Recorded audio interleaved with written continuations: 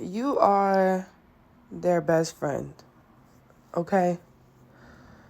Someone is realizing that they can have everything they want and everything they need with you. People live a long life and never discover their other half, all right? But you guys done figured out who your friend is, right? Who's that rib? Who's that partner? Who can help you? Who will motivate you? Who will lift you up? Who will be supportive? An actual helpmeet, all right?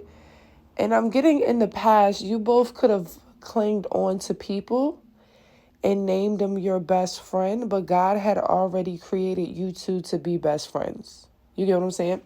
So, in the past, you, divine feminine, you could have had other people that you called your best friend. You clinged on to a best friend because of things that you went through in your young adolescent years as you was growing up. And you befriended people. You could have trauma bonded with these people, and that's how you became close to these people. And I'm seeing that your divine masculine did the same thing, where they connected with people because of the trauma and things that they were going through. And this is how they became best friends with outsiders.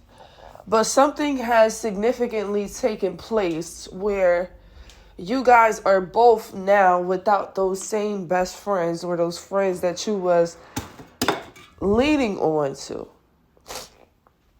I'm getting on both sides. Like the divine feminine, if you put any friends before this person, before this relationship, you're no longer around those friends. God and remove those friends. If the divine masculine had you competing for their time or whatever up against friends or whatever, they no longer have that friend around. All right? Because God done cleared it out, because these people were never really true friends. A lot of you only became friends with these people out of trauma. You connected because of some type of trauma. You connected because of some type of insecurities or whatever the case may be. But you both are realizing that with my divine counterpart, I could go to the beach, I could go to the club, and I could go to church. Okay? Someone was trying to replace your divine counterparts as your true best friend. But God said, not no more. It ain't happening no more. All right? So you guys are both realizing that the best friend that you have been looking for, the one that you have been trying to replace, is actually you. Is actually the divine feminine and the divine masculine. All right? But they didn't notice this before. They didn't notice this. It took the way that God needed to reveal some things in order for both parties to see what type of people they had around them. Because I'm getting from both parties, you guys had some friends that was attached to y'all that you felt like was there with you throughout, some hard times in your life. So it wasn't as easy to just let them go, because you felt like, they deserve to be in your life. They deserve to enjoy the fruits of your labor and all that. And God is saying you have already repaid them for being a great friend, but now it's time to move on. Sometimes we get stuck thinking that we have to be around a person forever and ever because they helped us that one time. They helped us that 2 times. They helped us those 3 times. But God is like, you've already thanked them and repaid them for being there, for helping you. That doesn't mean that they have to stay around, or they're not entitled to where God is taking you on to next. They're not entitled to your energy, because God is taking you somewhere higher. And unfortunately, they cannot go. God is saying you already have everything that you need. Okay? I'm giving you everything that you need. And unfortunately, these little extra friends, they're not part of the list that God is giving you that you need. All right? God is saying that some of you try to replace your divine counterparts because of some type of hurt or pain. Like, remember in Love and Basketball, y'all, and when Quincy went through the situation with his dad, right? When he had first found out that his dad was having a whole affair on his mom and stuff like that, and he wanted Monica to be there to listen to him, but she couldn't because she had curfew, and she was just like, hey, let's just go to my dorm. But he didn't even want to do that. He just wanted to be outside. He didn't want to run into anybody or anything like that. Instead of him understanding where she was coming from and going into her dorm so they could stay up and they could talk about it, he decided to be sassy. And he was like, no, he didn't want to run into nobody. He didn't want to do that. So he let her leave.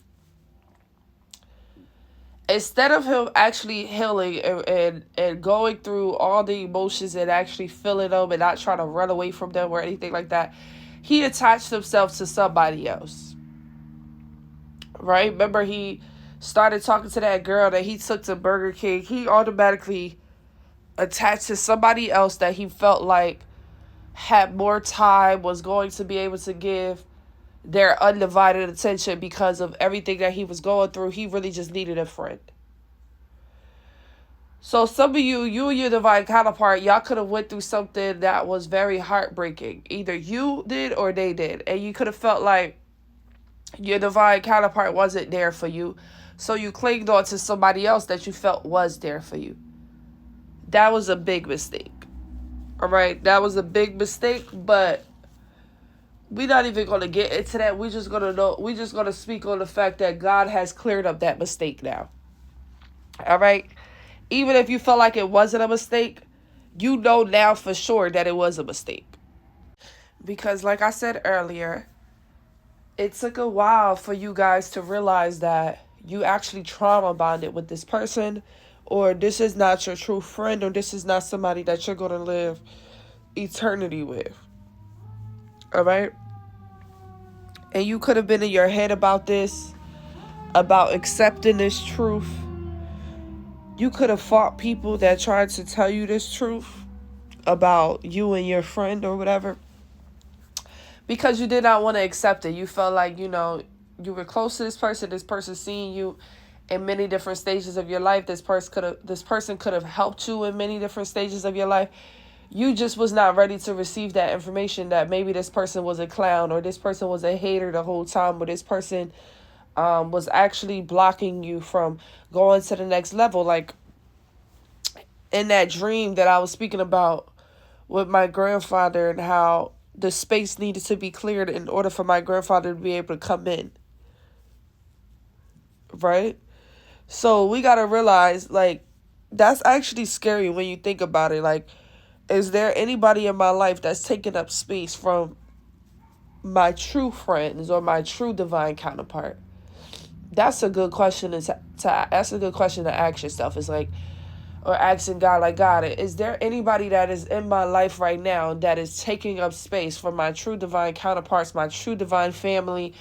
Like, and if there is, God, please expose the energy to me so that I am aware and I know what I have to do. Because there's a lot of people that is like the seat fillers. They're just around, they're just there. They don't hold no value, no weight. And they could just be blocking you from connecting with the people that you're supposed to connect with. All right?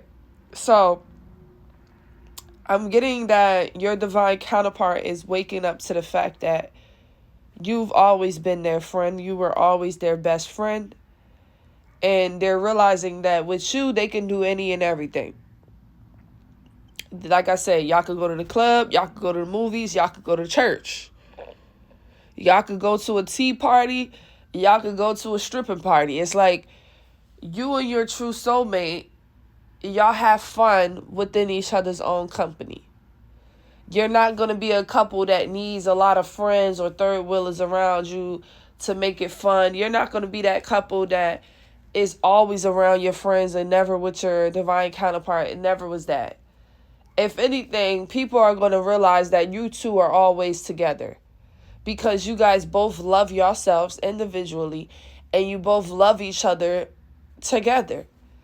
It's like, it's not the energy where you're tired of your divine counterpart and you need your homegirls to come save you from being at home with your divine counterpart, and you're going out, excuse me, and you're going out every chance that you can to get away from your divine counterpart. This ain't that situation.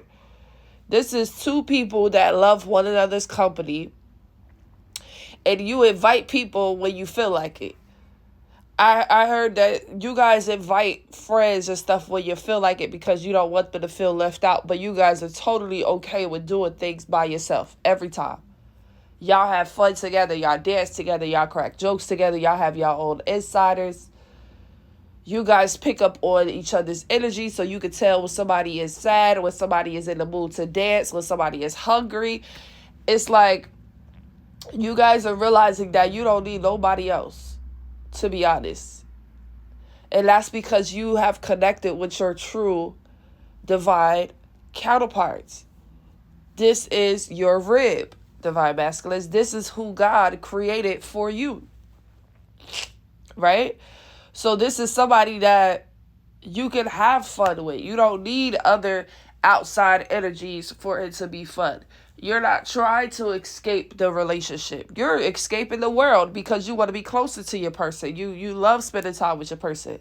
It's you and your person against the world. But it took you guys a long time to realize this. That you guys are set without any other outside energies. Like, God already created you guys to be perfectly cool together without any other outside. And this could have been the biggest issue, is that a lot of the people from the outside did not like the fact that they would have been not even cut out, but like, you guys are just so like, y'all can be so caught up in your own world that people might feel like you're going to forget about them. Because you're so busy in the honeymoon stage, you're so busy celebrating each other. You know, you're going to be a couple that people going to have to really try to reach out to y'all to see where y'all at now, what y'all doing now. Because you guys are going to really be enjoying each other's space and company, like really not needing anybody else. Because you really found your friend. Like, you guys could be real life twin flames. You know? And you guys could have had a lot of situations where if you wasn't reaching out to these friends, making plans, then the relationship was deaded because you were the only person that was holding up the relationship. So now that you're connected with your divine counterpart, these people really is not going to hear from you. And they may try to blame it on your divine counterpart, but that's not even the case. The case is that the relationship was always one-sided. It was only sustainable because you reached out to them. And second, now that you connected with somebody that's on your same vibe and frequency, of course God wants you to be around them the most.